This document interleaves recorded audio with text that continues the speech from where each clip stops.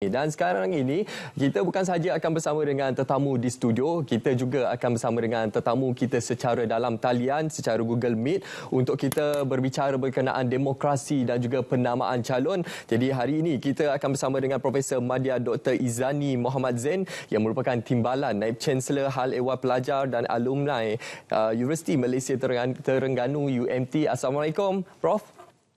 Waalaikumsalam, Munawar. Selamat pagi. Alhamdulillah, selamat pagi Prof. Okey Prof, kita nak berbicara berkenaan demokrasi dan penamaan calon dan hari ini, Hari Penamaan Calon merupakan langkah pertama ke menara kuasa. Jadi untuk permulaan mungkin Prof boleh kongsikan bagaimana gambaran di negeri Terengganu khususnya. Ialah kita melihat parti-parti yang bertanding ini pada detik ini mengemukakan calon-calon muka baharu lebih daripada 50%. Jadi bagaimana usaha ini boleh menarik bukan saja undi daripada golongan belia, malah juga untuk menguatkan, mengukuhkan lagi parti-parti ataupun calon yang bertanding, Prof. Okey, terima kasih Munawar. Seperti mana yang kita sedia maklum bahawa hari ini adalah Hari Penamaan Calon, satu proses yang sangat penting dalam sistem demokrasi melalui raya pada hari ini.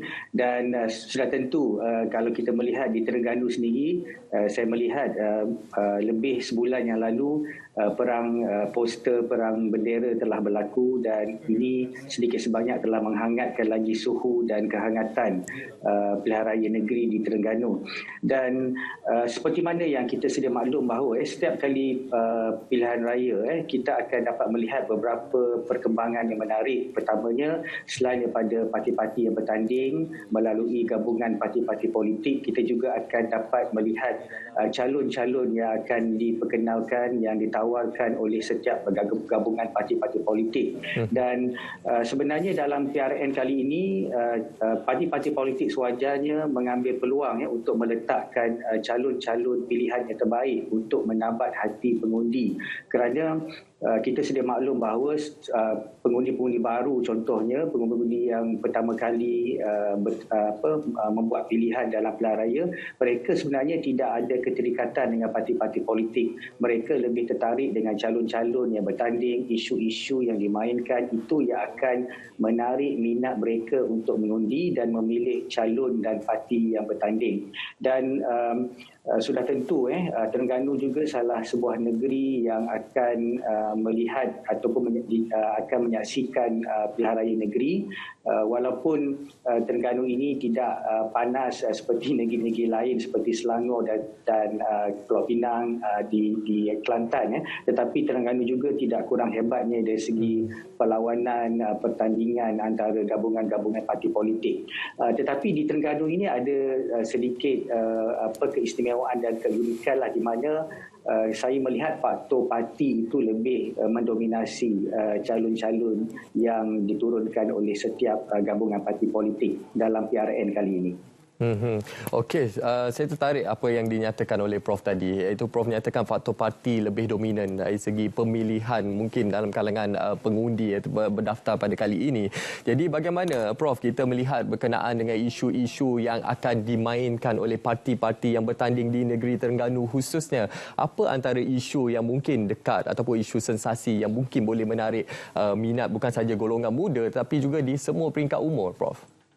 Okey, apabila kita bercakap tentang isu pilihan raya, dia meliputi kepada isu-isu umum dan juga isu-isu lokal.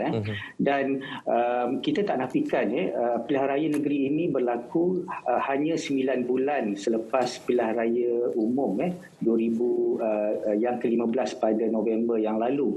Dan dalam tempoh 9 bulan ini saya melihat sebenarnya PRN kali ini saya gambarkan sebagai PRU 15 2.0 kerana jaraknya tidak hampir dekat, agak dekat, iaitu 9 bulan. Jadi sudah tentu isu-isu yang dimainkan dalam pilihan raya umum ke-15 akan dimainkan semula dalam PRN yang akan berlangsung pada 12 Ogos nanti.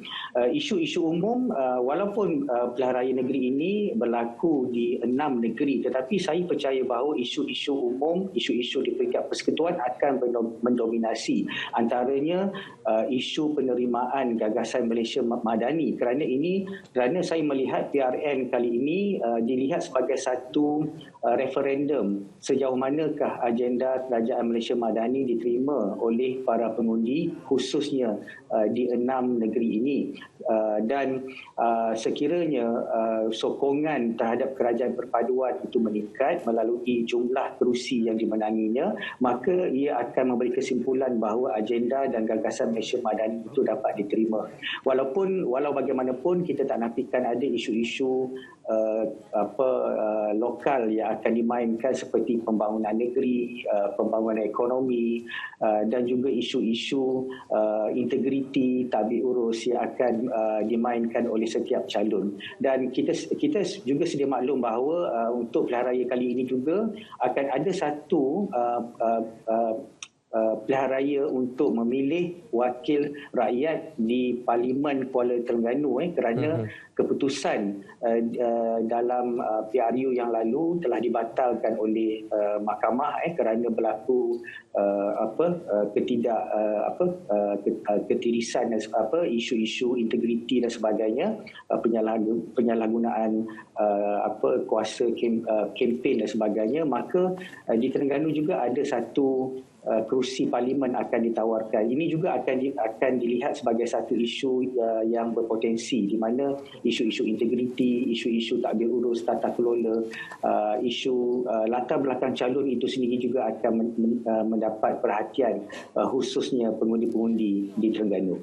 Okey, Prof, bagaimana pula untuk kita memberikan gambaran ialah hari ini hari penamaan calon, dan selepas ini kita akan melihat pengesahan calon-calon yang akan bertanding dan bermulanya kempen untuk pilihan raya bagi pilihan raya umum Dewan Undangan Negeri ke-15 ini. Jadi mungkin ada sedikit saran daripada Prof sendirilah, etika untuk calon-calon yang bakal bertanding ini, khususnya untuk kita tidak menyentuh isu-isu ataupun dasar-dasar yang memberi satu gambaran yang tidak baik, khususnya kepada masyarakat, khususnya dalam erti kata lain seperti memfitnah, mencaci, mengeji dan sebagainya. Prof, apa etika yang perlu kita ketahui?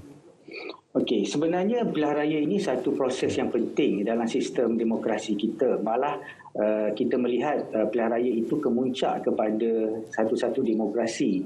Dan sudah tentu pilihan raya yang kita nak laksanakan ini, kita nak pastikan pilihan raya ini dapat menjunjung asas demokrasi yang matang. Dan ini sebenarnya cabaran kita kerana cara kita berkempen, cara kita menawan hati pengundi itu satu perkara yang penting.